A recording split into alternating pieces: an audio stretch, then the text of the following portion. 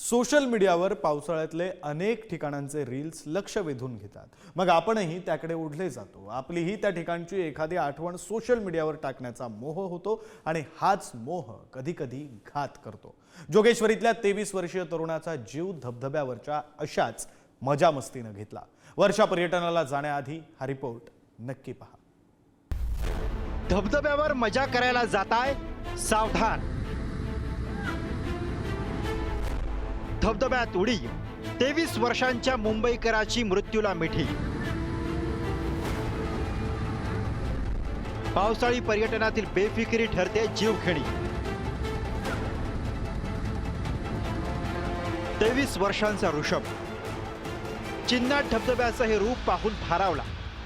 निसर्गाच्या या सौंदर्यात स्वतःला झोकून देण्याचं त्याने ठरवलं आणि या निश्चयानं त्यानं उडी मारली. पण हा पोहण्याचा मोह त्याला बुडवून गेला. तो परतलाच नाही.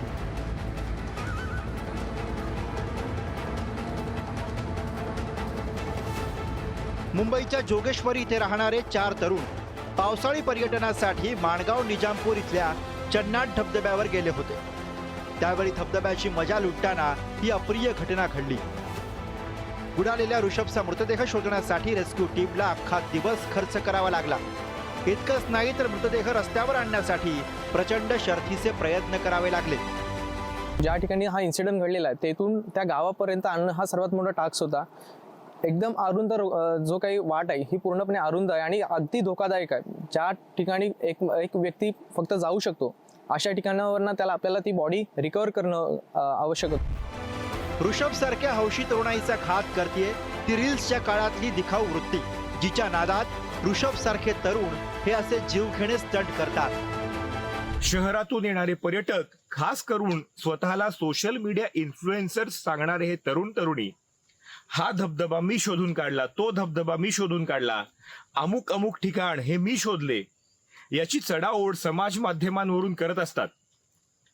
येथील स्थानिक वर्षानुवर्षे येथे जात आहेत, या जागा जपत आहेत, त्यांचे येथे देव आहेत आणि हेच देव सध्याच्या चाललेल्या पावसाळी उपद्रवी तसेच कोणत्याही प्रकारच्या सुरक्षा उपायांशिवाय विदाऊट एनी सेफ्टी मेजर्स होत असलेल्या धोकादायी पर्यटनामुळे कोपले जात असल्याचे येथील स्थानिक ग्रामस्थ सांगत आहेत आणि त्यामुळेच अशा प्रकारच्या दुर्दैवी घटना घडत आहेत.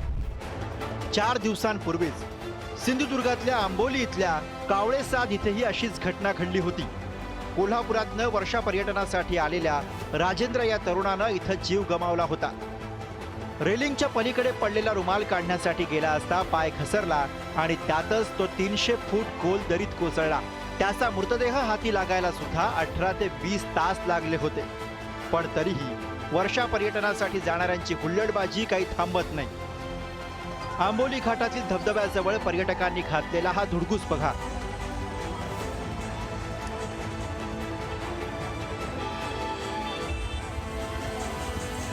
गाड्या रस्त्यावर थांबवल्यात आणि हुल्लडबाजी सुरू आहे. या अशा घटना वारंवार घडत असताना सुद्धा हुल्लडबाजांना त्याचं गांभीर्य कळत नाही. तरुण पर्यटनाच्या मस्तीत जीव गमावतात आणि कुटुंबावर, मित्रमंडळींवर दुःखाचा डोंगर कोसळतो. हे थांबायला हवं. असं काही घडलं की प्रशासन संबंधित पर्यटन स्थळावर बंदी घालून मोकळं होतं. रोगापेक्षा इलाज भयंकर असाच हा प्रकार.